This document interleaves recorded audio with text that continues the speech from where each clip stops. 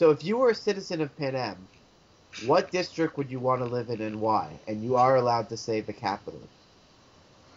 Oh, wow.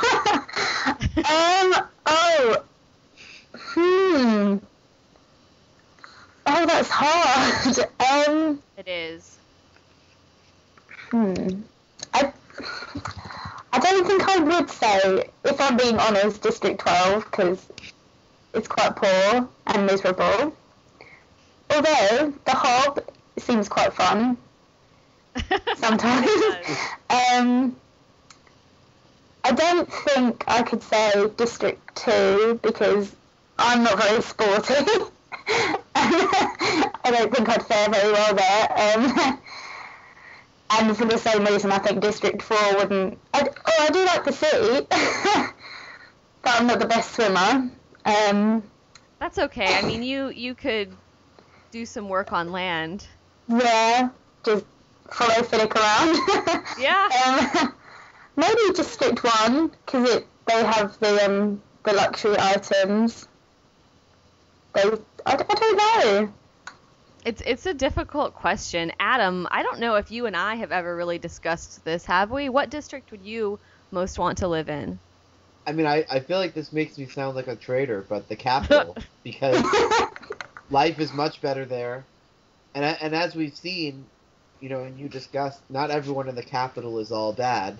Right. In fact, it might be neat to be in the place where this is all going on and trying to make a difference to improve life outside of the districts. So it's a lot more fun to be charitable when you yourself are doing okay. That's all I think.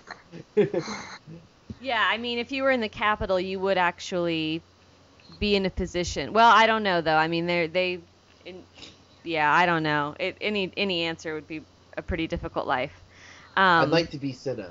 Unfortunately, I don't possess his styling talent whatsoever. But I have his spirit, I guess you could say. Yeah, I agree. So, Caroline, our last question for you is, and we wanted to ask you this because the movie is now out, what did you think of the movie? Did it live up to your expectations? I really liked the movie, sorry.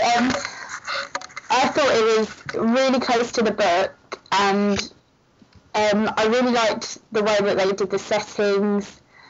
There were some things that weren't quite as I imagined them, but most things were really close to what I imagined.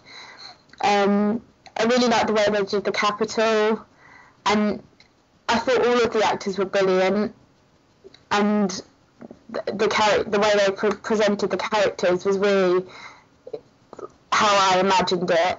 The only thing that one of the few things that I was disappointed with was the mutts at the end. Yeah. But I didn't know if maybe that was a bit too gruesome for the film. But yeah. But other than that, I thought it was brilliant, and I thought that any fan, I don't understand how any fan could not really like the film because they kept it so close to the book. Yeah, I absolutely agree with you. And I think most people do agree with you about the mutations. Do you think that the series, especially now that the movie's out, has really caught on across the ocean? And do you think that's something that will grow rapidly as more and more of excitement over the film circulates? Yes, I definitely think it's going to catch fire. I know that definitely teenagers, at least, were reading the books here, because I borrowed the book from my niece, she's 16, so she's kind of the perfect age, and I know other children in her class were reading the books. But definitely when I talked to a lot of older people, they didn't really know what I was talking about until the film came out, and there was a lot of promotion, and there were posters everywhere. So I definitely think now it's really going to reach everyone of every age, especially because of the kind of message that the film tells. It's not just aimed at teenagers, it's aimed at everyone, so I think that everyone will be aware of the Hunger Games. Great, and actually as a follow-up question to that, it's interesting because there's so many American Harry Potter fans, for instance. It almost seems like the crazy fans are in America even more so than England. I don't know if you've noticed that, but I think there's some crazy ones in England. So it's not exclusive to here. But I do think American culture has been very prone to appreciate British literature. So it's kind of nice to see that the tables have turned at least a little bit, and that one of our authors could write something that England is crazy about. So I love that. Or as Effie would say, I just love that. My last question for you is about the directing controversy. Or not. It's not a controversy anymore. Unfortunately, it's a decision that Gary Ross won't be part of the next picture. Is there anyone that you'd like to see direct? Or do you have just any final thoughts about Gary Ross and how it makes you feel?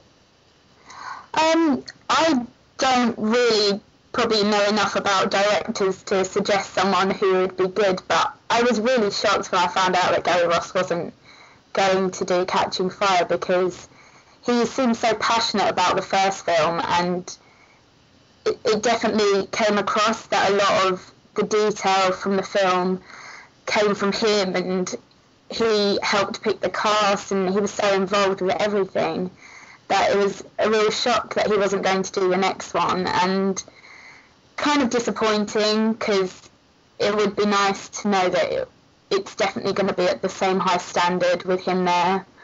But I just thought about the fact that the Harry Potter films, a lot of them had different directors, and they were still really good, and they did maybe slightly change a bit, but they still stayed pretty much the same, so hopefully the quality will still be there, whoever directs Catching Fire.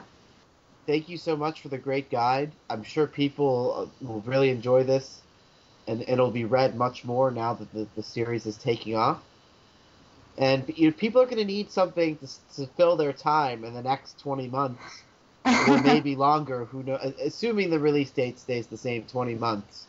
I guess now we're almost at 19 months. But yeah, something like that. If anyone is listening and you're going through incredible Hunger Games withdrawal, reading this guide might just get you through a couple of weeks. So that's my advice to everybody, why you should read this, and I think it'll be a very rewarding and pleasurable experience. And people can find Caroline's Guide to the Hunger Games at Amazon.com. Is it available? I know it's available in paperback. Is it also available as an ebook? I think it's just available in paperback. Okay. And is that being sold in stores yet? Do you know? Yeah, when I was in America, I saw it in one store. I don't know what it was called. That's fantastic. Definitely, listeners, go out and buy Caroline's Guide to the Hunger Games. It's really fantastic. Thank you again, Caroline, for joining us all the way from England. Thank you so much, guys. It was really fun.